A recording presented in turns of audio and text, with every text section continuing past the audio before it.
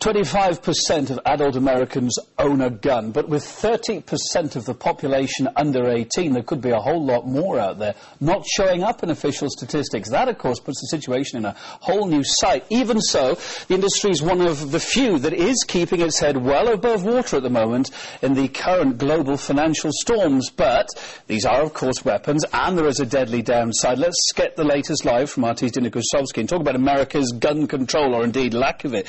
Dina, good to see you today. As I mentioned there, it's one industry that seems to be at least turning this crisis into a profit, the arms industry. How's that affecting the lives of ordinary Americans?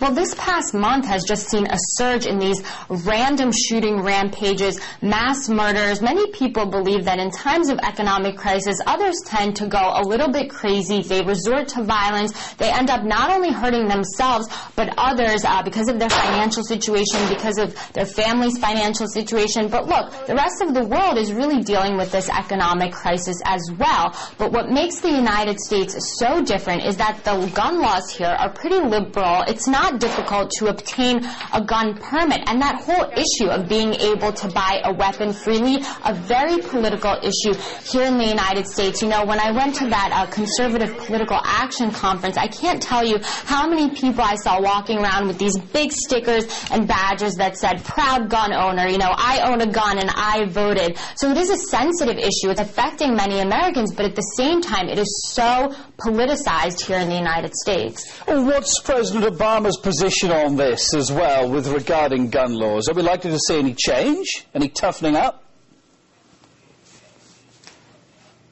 Well, it's ironic because, like you said, the gun industry is doing so well. Proud gun owners and proud gun owners-to-be are really concerned that the Obama administration may impose a ban on the purchase of certain weapons.